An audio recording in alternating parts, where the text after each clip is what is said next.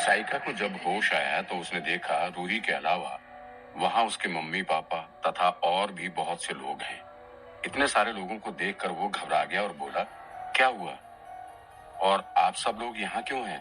कोई बात हो गई क्या? बेटा तू ठीक तो है ना? साइका की मम्मी ने उसके सिर पर प्यार से हाथ फेरते हुए कहा। हाँ हाँ, मैं तो बिल्कुल ठीक हूँ। मुझे क्या हुआ? ये कहकर वो उठने लगा पर उठ नहीं पाया।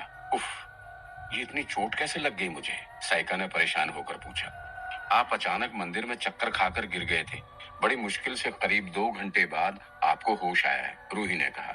2 घंटे बाद? ये कैसे हो सकता है? तभी उसने घड़ी देखी जो 7 बजा रही थी। उफ, 2 घंटे से बेहोश हूँ। मेरे को तो कुछ समझ में नहीं आ रहा कि ये सब क्या है और क्यों हो रहा है, आश्चर्य से उसने कहा।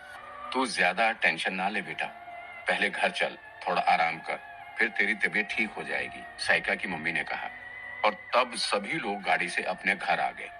रात के 11 बज चुके थे। घर में सब लोग भोजन करके और टीवी देखकर अपने अपने कमरे में सोने को जा चुके थे।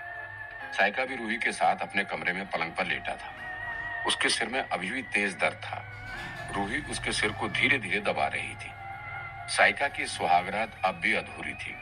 उसे याद आया कि खेत में उसने रूही के साथ सुहागरात का मजा लेने के उद्देश्य से उसे शराब पिला दिया था, पर शराब का नशा उस पर शायद कुछ ज्यादा ही चढ़ गया था, जिसके कारण वो बेहोश हो गई और उसकी कामना अधूरी रह गई।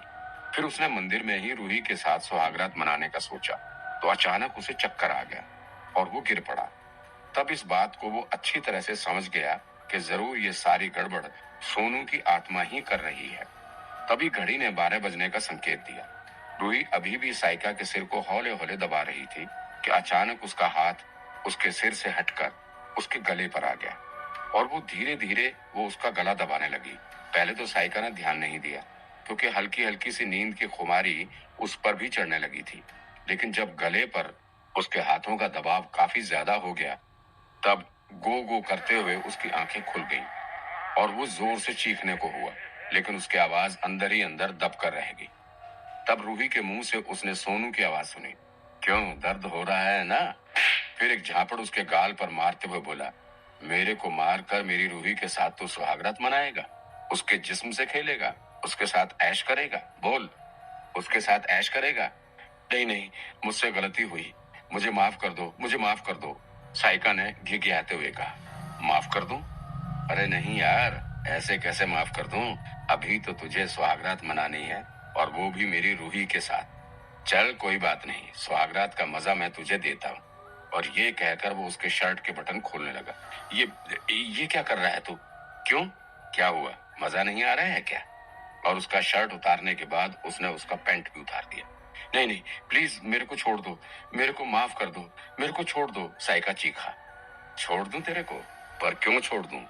क्या तूने मेरे को छोड़ा था? तूने तो बिना किसी गलती के ही मेरे को मार दिया, तो मैं तेरे को कैसे छोड़ दूं? पर चल, तू भी क्या याद करेगा। ले, छोड़ दिया तुझे, पर इसलिए नहीं कि मैं तुझे सुहागरात मनाने दूंगा, बल्कि इसलिए क्योंकि मेरी प्यारी रूही को सुहागरात का सुख तो मिलना ही चाहिए। आज अगर वो दुखी है तो सिर्फ तेरे कारण। और ये तो तू भी अच्छी तरह से जानता है, मैं किसी को भी दुखी नहीं देखना चाहता, तेरी मम्मी पापा को भी नहीं, क्योंकि वो भी मेरी रूही को बेहद प्यार करते हैं। मैं तो तुझे भी दुखी नहीं देख सकता मेरे यार, पर क्या करूं, मेरी जान लेकर महापाप जो तूने किया है। वैसे तो इतना कमीना होगा, पीठ पर वार करने वाला, ये तो ख्वाब में भी मैं नहीं सोच सकता था। फिर भी ये तेरी खुशकिस्मती है जो तू अब तक जिंदा है।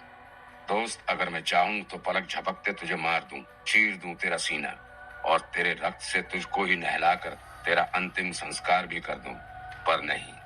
मैं सोचता हूँ कि मेरी रूही का तब क्या होगा और रूही के मम्मी पापा पर क्या गुजरेगी, और उनकी भी छोड़, खुद तेरे मम्मी पापा पर क्या गुजरेगी।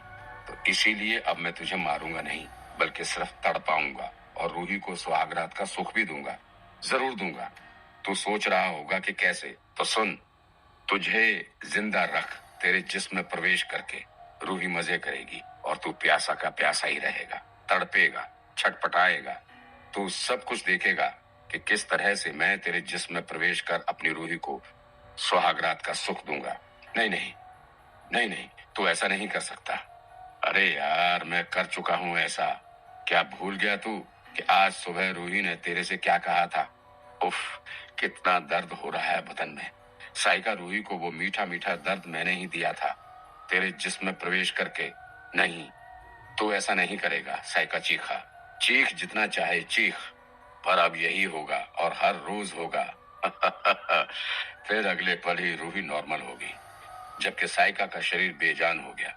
और थोड़ी देर के बाद जब उसकी चेतना लौटी, तो उसने देखा कि वो सूक्ष्म रूप से कमरे के कोने में खड़ा है और उसके सामने ही पलंग पर सोनू, रूही आलिंगनबद्ध है।